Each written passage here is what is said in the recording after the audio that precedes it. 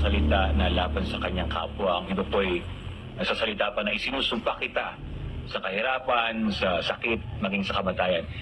Meron po bang kapangyarihan talaga ang itong individual na pagsusumpa? Kung meron po, saan po galing itong kapangyarihan na ito at nababali po ba ito? Alam mo kapatid, ang sumpa na ginagawa ng tao, mula pa noong unang mga kasaysayan ng mga tao, ay nangyayari lang kung mayroong sapat na dahilang masasabi nating justifiable reason. No? Doon sa kawikaan, sa Kapitulo 26, versikulo 2, ang nakasulat ganito: kung paano ang maya sa kanyang paggagala, kung paano ang langay-langayan sa kanyang paglipad, gayon ang sumpa na walang kadahilanan ay hindi tumatalab. Sumpa na walang kadahilanan ay hindi tumatalab. Kahit nasumpain mo na sumpain. Ako nga, sinumpa na ako ng sinumpa ni Kibuloy. Napatay na ako ni Kibuloy sa sumpa niya. Awa ng Diyos, di naman tumalab dahil wala namang kadahilanan para sumpain ako eh. Sasalita lang naman ako ng salita ng Diyos eh. Pinapabulaanan ko lang naman ang sinasabi ni Kibuloy. Kaya, kasi mali, hindi tama sa Biblia. Ang batayan ko naman Biblia. Aba, nagalit sa akin yung mama. Pakinggan mo kung ano sabi niya. So to the members of this guy, who is now declared a blasphemer in the kingdom of God, you have 6 months to leave that group. If you won't leave that group, you will be included in his judgment. You will all be ushered to hell when you die. Or while you're still alive, your soul is already marked for destruction. So that the group of this leader, I am telling you, get out. Lahat sa inyo na mananatili dyan, bibigyan ko kayo ng 6 months, umalis kayo dyan. Kung di kayo alis dyan, kung ano ang kanyang kaparusahan, ganyan din ang tatanggapin nyo. So this group of Eli Soriano, of the dating daan, your leader is already damned and judged. Because it is not our fault, it is his fault. Because last night, a revelation came to me. He is declared here and there in the kingdom of heaven and in the kingdom of heaven on earth that this guy has crossed the point of no return. He is a blasphemer. He has committed the unforgivable sin. So that I will tell you how that revelation came to me and what will happen to him. He will be inflicted with a deadly, serious disease he cannot overcome. And it will eat up his guts. What a sort of punishment for a man who is hard-headed because of the sin of pride. Amo kapatid, 6 na buwan daw, patay na ako. Nung sabihin niya yan, February 6, 2005, andyan pa ako sa Pilipinas noon. Dapat nung August 6, patay na ako. 2005, August 6, patay na ako. Ngayon June 29 na yata, 2018, 13 years and 4 months and 23 days. Awa ng Diyos, napatunayan ko, yung sumpa niya, mali. Yung Diyos niya, nagsabi sa kanya raw na mamamatay na ako ng 6 months, hindi tunay na Diyos. Yun, maaari ganun yung sinasabi ni Presidente na estupido. May mga Diyos na nilikha ng tao sa kanilang kaisipan Hindi naman totoong Diyos.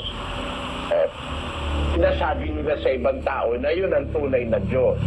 Mga estupido nga siguro yung mga ganong Diyos, na nagsasabi ng kasinungalingan. tama si Presidente Duterte ron. Medyo na estupido. Sabi niya kasi narinig ko na ang Diyos niya may logic. Yung ibang Diyos walang logic. Tawag niya estupido.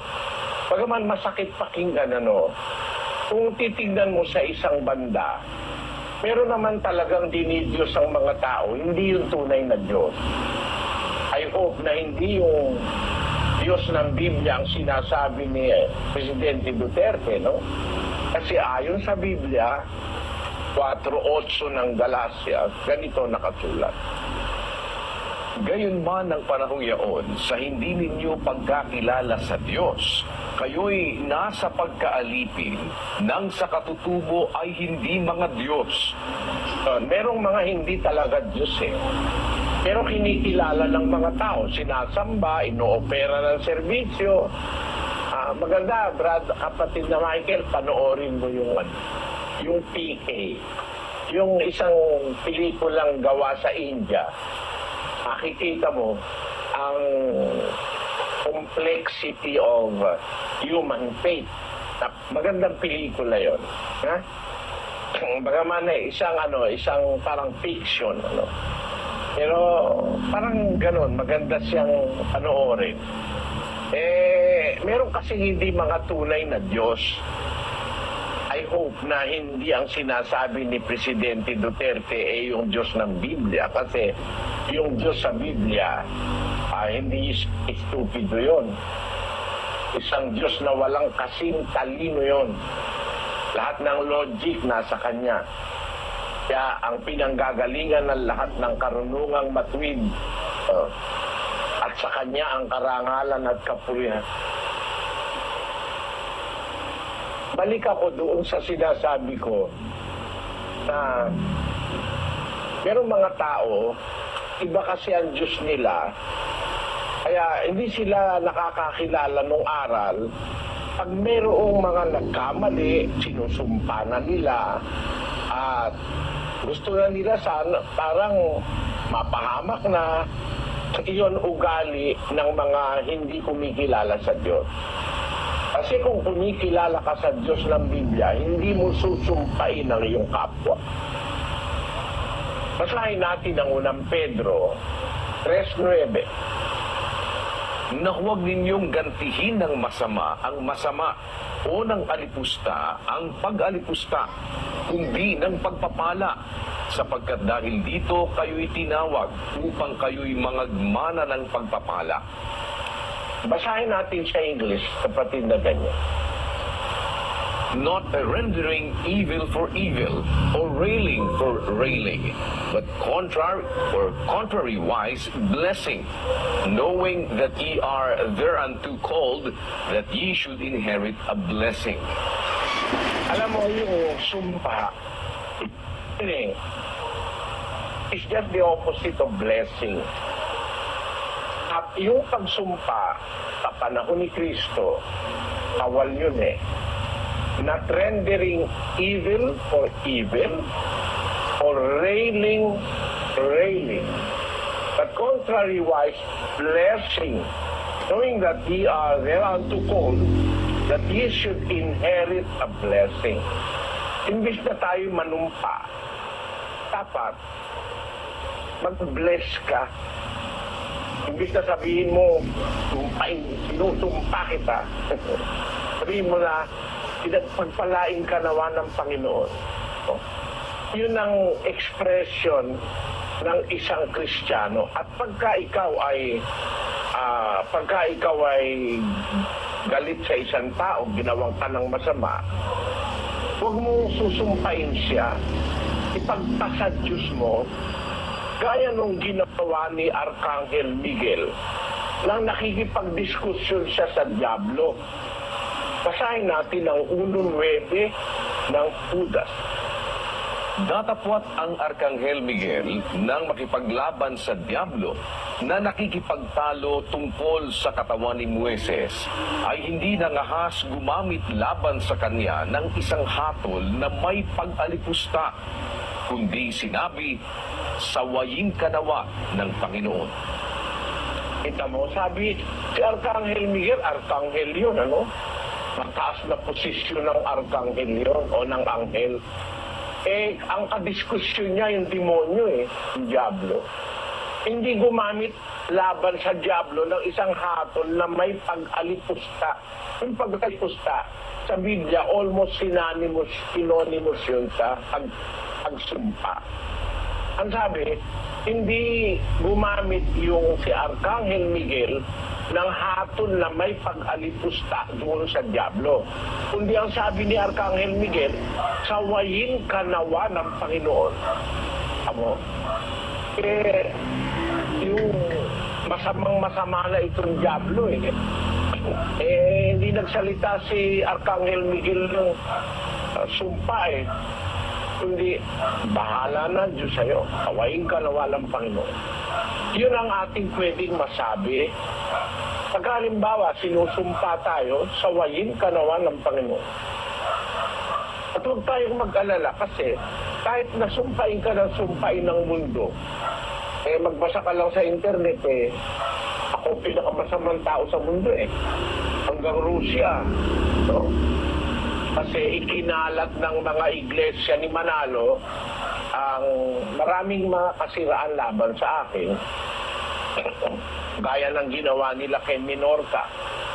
Yung ministro nila na nag-refugee sa Canada because of religious persecution. What they did to Minorca, they are doing. What they did to me, they are now doing to Minorca. Yun ang sabi ni Minorca sa interview niya sa media, no? Ganyan ang ugali ng iglesia ni Manalo kung ano-anong masama ang i-invento yung laban sa'yo. Galing hanggang Russia, mababasa mo sa internet, hanggang kahit saan lugar. Ang mga tao ay sa akin, may sinasabing laban. Merong minumura ako sa online.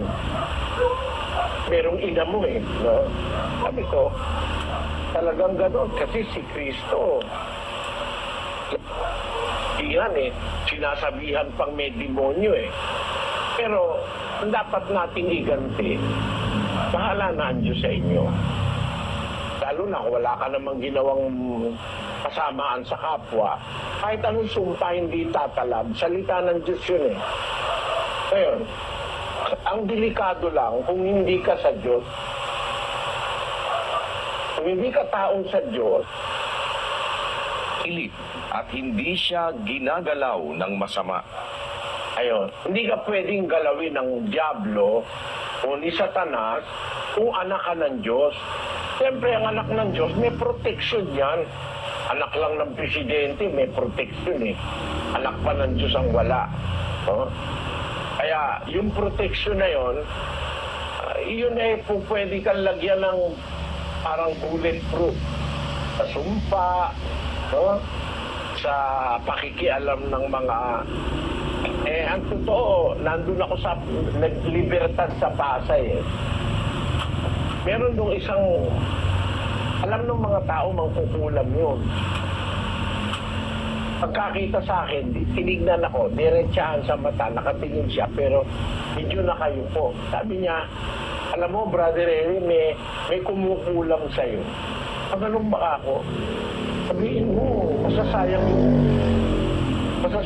yung pagod niya. Kasi, nung nasa Pampanga ako na nagsasalita ako sa mga public places, nakamit ako ng matanda na gano'n. Tumayo sa harap ko, tapos kung ano-ano mga pinagsasabing Latin, at nakasombrero siyang malaking gano'n.